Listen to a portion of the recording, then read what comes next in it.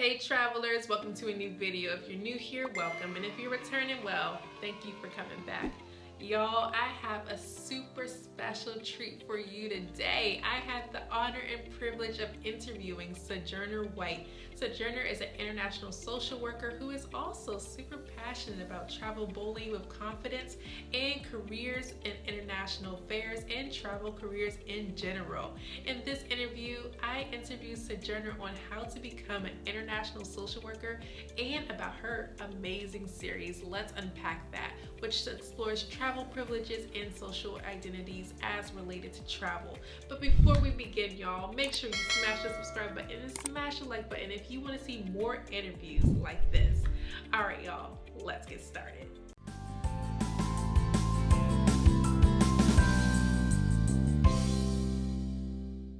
I'm Sojourner, and this is Composure Under Fire.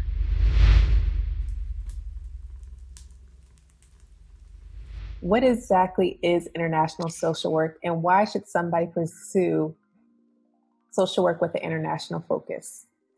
Yes, that is the question I get all the time because no one knows what international social work is.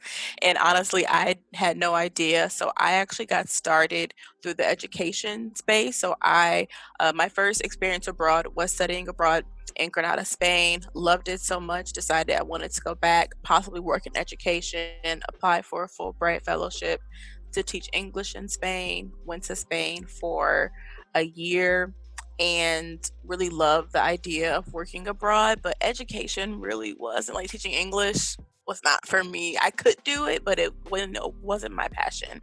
So I decided to go back home and just kind of figure out what I wanted to do. I joined AmeriCorps in a program called Public Allies, and it's a nonprofit social justice type program. And so I wanted to find a career path that blended what I loved about Fulbright and teaching the human rights education part and understanding my racial identity abroad, while also the AmeriCorps part and working in girls' education and that social justice piece. And so, if that is you, I would say international social work is definitely go. It gives you that international focus, that allure of traveling and working abroad, but also understanding like the social, economic, political environments of a destination. And there are different ways you can go social work or international social work in particular.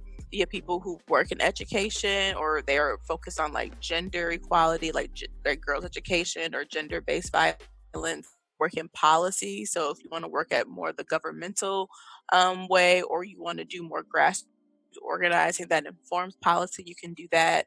If you're into research and evaluation, like monitoring evaluation is a field within international social work.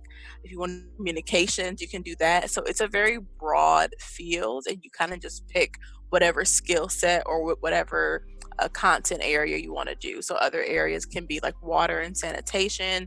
Global health is really, really popular and overlaps with international social work. So it's very expansive. It's social work's a broad field, broader than I think people think we just take people's kids away, and that's not what we do, not what all of us do at least. And so, national social work is just one way to do it if you value like social justice on an international level and the domestic and international issues together. How do you go about like getting experience in international social work? So say you want to do like gender, or you want to do something with like the water sanitation, like you mentioned. How do you get this experience? Yeah, so a lot of it through internet. I had a combination that my girls' education experience was in the US, but it could be adapted abroad. So you can pursue a fellowship or internship, which I talk a lot about on my platform, about how fellowships are great opportunities to get that kind of work experience. So I did Fulbright and I did the English education part, which is not technically falls like nicely under international social work. It's kind of a subset, but you can do other fellowships like the Loose Scholar Asia or Princeton in like Latin America, Asia, Africa. There are a lot of different fellowships you can pursue. I post them on my website, but also ProFellow is a great resource to find out those different professional experiences you can get, because the one thing I always tell people now that I've been through it, I wish I would have done like maybe another year abroad, just because it can definitely contextualize what you study once you get into your master's program. But I would say experience is probably the best way to go, and just looking for any international fellowship, internship, consultancy that has an international focus is probably the best way to get started, and you can work your way up. Do you have to have like education, so a bachelor's degree or associates to do Fulbright? How do you even get into that space to like, then begin to do like the Yeah. fellowships and all that? Yeah, so I know most do require a bachelor's degree minimum. That's generally the baseline, and they say you have to be in certain areas. My undergrad's in psychology and Spanish, and I minored in women's and gender studies, which is not education at all. But because I wanted to be a school psychologist, I had a lot of experience being a teaching assistant, working with students and whatnot. So I was able to make that transition. So definitely with experience, but bachelor's is probably the minimum. For international positions, it really does depend. I went the master's degree route, which is not always required, but for instance, if you want to work for the United Nations, unless you have lots of years of experience, having a master's degree is definitely beneficial. One of the more popular international social work avenues people can go into is through the United Nations Volunteers Program, Oh, wow. that I've been hearing about. Yeah, and I think it used to be that it was kind of not like a free for all, because that makes it sound bad, but there weren't necessarily like a master's degree wasn't required, but it's required now for a lot of the positions that are posted. So it really does vary. But if you have a nice chunk of experience, that can sometimes be the educational requirements. So you mentioned that when you were in undergrad, I heard that you wanted to study or you wanted to go into psychology, school psychology. Correct me if I'm wrong, but you became a social worker. What made you decide to deviate slightly in the path? Yeah, so I did a practicum, which is just I think, an academic term for internship, in school and undergrad, and I did one in school psychology, and it didn't give me what I wanted. Like, it's again kind of the same thing I felt when I taught English abroad. Something I could do.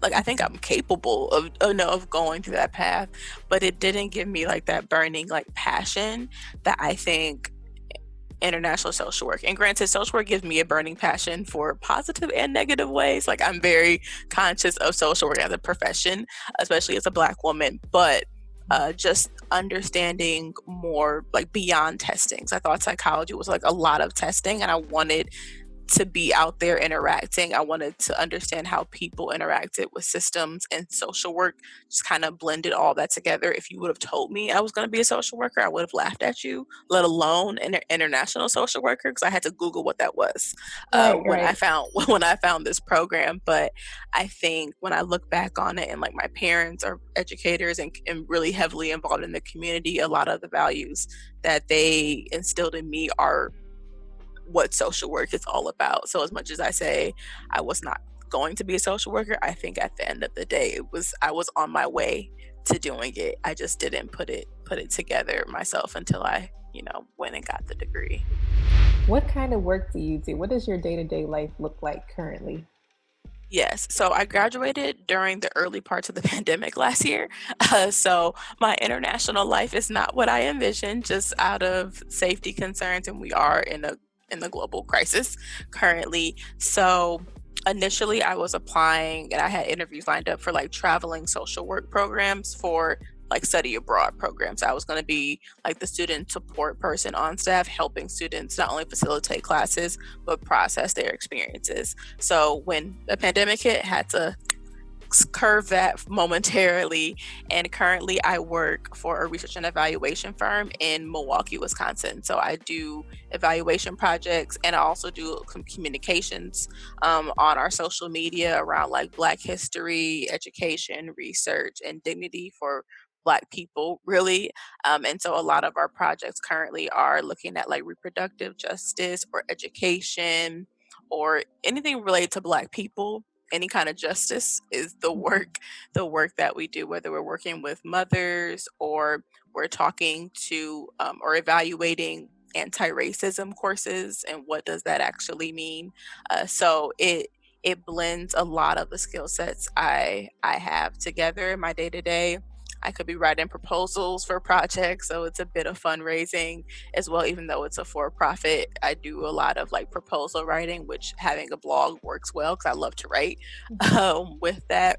But also getting new skills and evaluation and doing qualitative research and interviews with youth about like restorative justice in schools or adults about, hey, this racist thing occurred at your organization. Like, how are y'all going to create a community, not just an implicit bias test? Like, how are you going to cultivate a community that is truly inclusive and dignifies the people who are there? So I kind of dabble a lot at work. That's why I like my job. It's very versatile.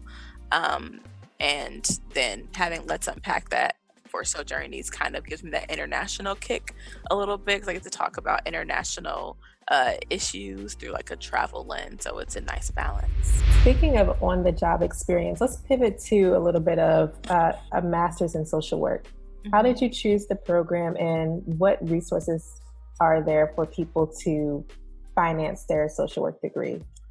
Yes. So I reached out to a friend of mine who's actually getting her MBA, her business degree, and I saw that she was traveling, because I went into grad school with two things. One, I'm not taking the GRE, and two, I want to have an international component to my experience. And so I saw that she was traveling. I'm like, hey, like, what are you doing? She told me she's getting a business degree. I'm like, I don't want that.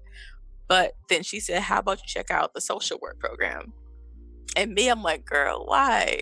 Like, I'm not going to be a social worker.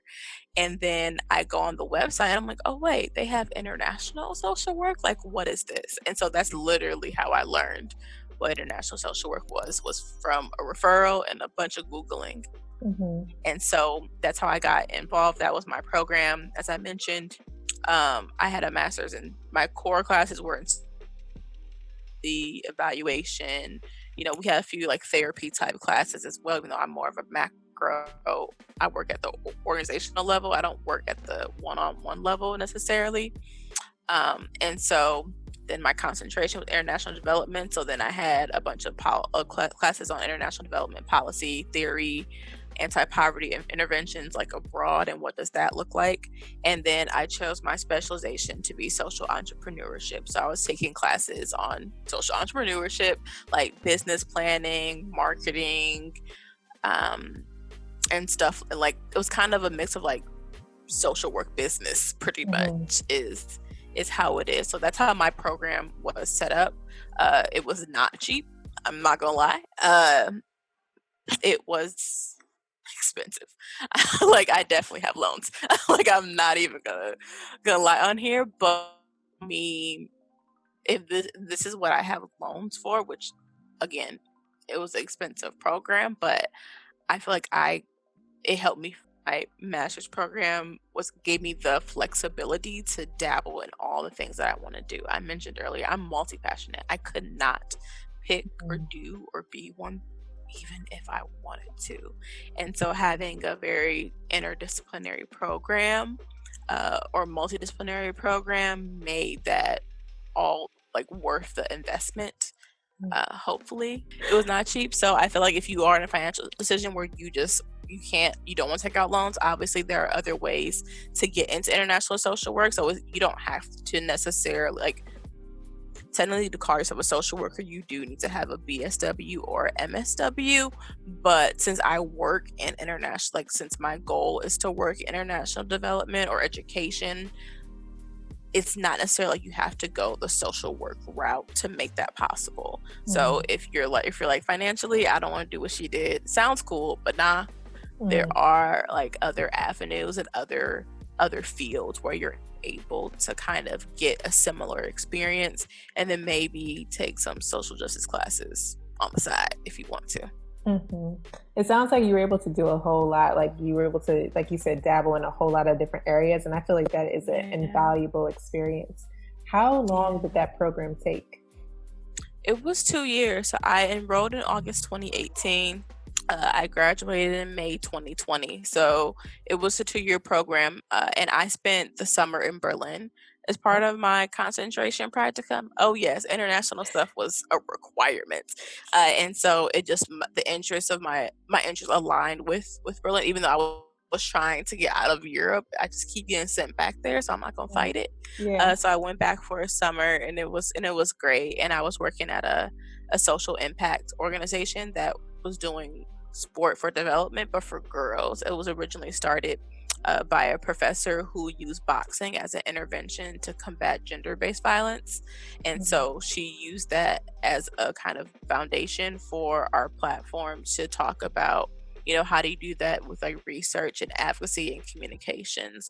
So it was again kind of a passionate, multifaceted internship. But I got to be in Berlin for a summer, which was incredible. That sounds incredible. Where do I sign up? I want to sign up. I know. Is a language required for international social work? And do you have to leave the country to do international social work? The answer to your first question, it depends on what you want to do. If you want to go abroad, then yeah, you would need to know a language other than English, even though a lot of countries, again, language privilege, a lot of countries do use English in their work. You don't necessarily have to learn a language. But now that I'm on the other side out of grad school and seeing, job postings and stuff when I was applying, knowing another language is very, very beneficial. And I would say it's necessary. Even though there are people who travel, who work in international fields without it. I think, considering how alluring it is to work abroad in an international field, especially now where we do have people like myself and you who are talking about working internationally, it's a little more competitive because it's a larger pool of people. So I would say if you know another language, it's definitely beneficial, though you could possibly float with it. Mhm. But most people will tell you to learn something: Spanish, French, Portuguese. I mean, but it really depends, honestly, on where you want to work.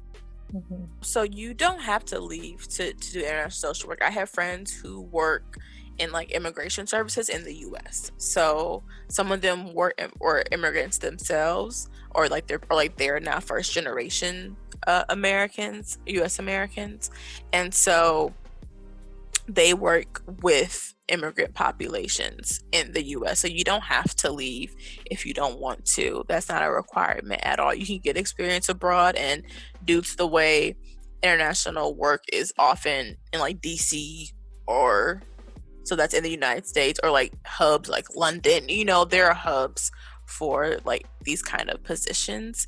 So it's not required. Just it really depends on what you want to do with it.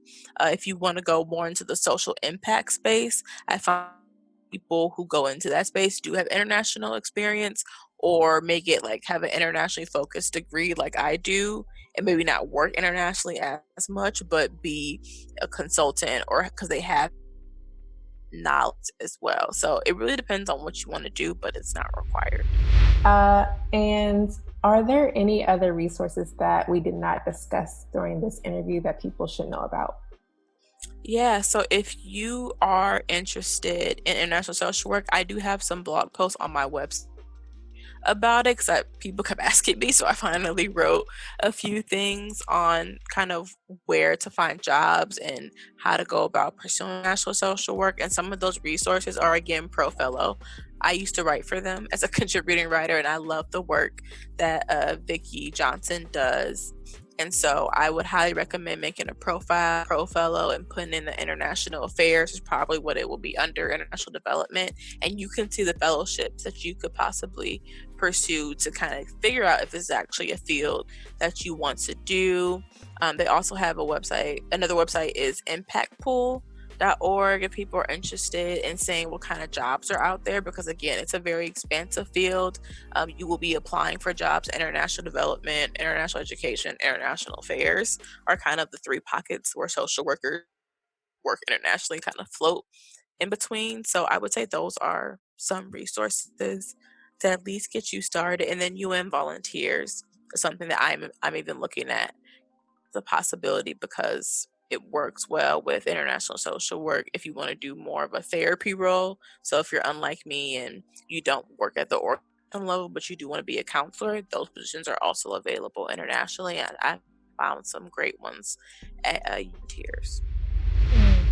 Wow, that sounds like really meaningful work. So you mentioned let's unpack that. So let's unpack that.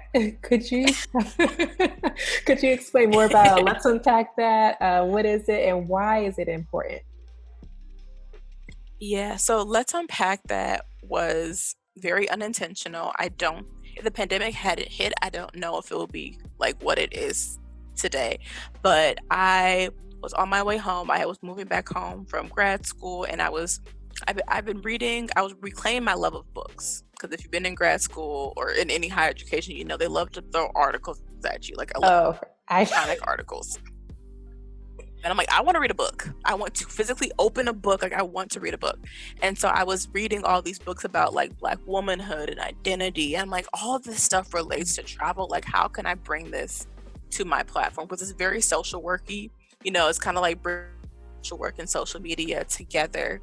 And so that's how Let's Unpack That was born. I thought about all the issues we talk about in social work was related to like identity and like racism, or you talk about accessibility to social services and resources. All of that plays out into travel as well. So looking at the different privileges we have. So outside of, you know, everyone talks about white privilege, which absolutely is a privilege, but there are other privileges that affect how we travel. When you think about accessibility, and if, you know, airplanes, I never noticed it until I was doing research that you can, like, a person who's in a wheelchair cannot roll onto an airplane. Like, that is an issue in travel. Oh You wow. know, and as someone who is not living with a disability, that never crossed my mind. So once I started thinking about how all these issues I talk about in social work are also overlapped in travel, that's how Let's Unpack That was born. Because I was like, I'm learning all this stuff, I need to talk to somebody. Let me Mm, talk to Instagram.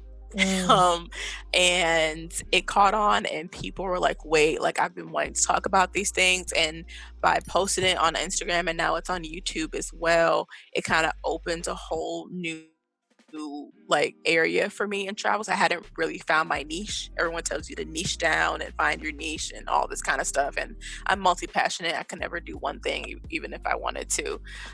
And so Let's Unpack That was a way for me to talk about all these things I was interested in mm, under one umbrella. So we talk about different travel privileges, like accessibility privilege. We talked about location privilege, language privilege, as somebody who speaks English, you know, how I can go to places and people will speak English to me, even though that's not their first language. So what does that mean? mhm, We mhm, talked about cultural appropriation versus appreciation, the very thin line that it is, especially when you're want to be immersed in a culture. So in this month, Black History, or February's Black History Month, talking about Black travel and what that means for us. So it kind of is like a travel education talk show. All right, let's see. I'm nervous. I didn't know this was part of it. Okay, here we Oh, go. composure under fire. Yeah, let me stretch it out. All right, let me see. All right, let me know when you're ready. Okay. Okay. Dream destination. Ghana, Favorite place. Costa Rica, Place with the best food. Mexico. Short or long flights. Long. So I like to sleep. Best part of traveling. Meeting new people. Worst part of traveling. The airport. How do you satisfy your travel quench during the pandemic? Travel media. First trip Ever? ever. Probably to visit my family in somewhere in the U.S. Last trip. Costa Rica. Oh, Internationally. Internationally. Street food or 5-star restaurants? Oh, street food. What advice would you give to new travelers? Go for it. Alright travelers, well that concludes today's video. If you enjoyed this video with Sojourner, make sure you smash the like button and smash the subscribe button so you'll never miss content like this. And in the comment section below, what is some things that you learned? Did this help you want to become an international social worker? And until next time travelers, let's travel with our dreams together.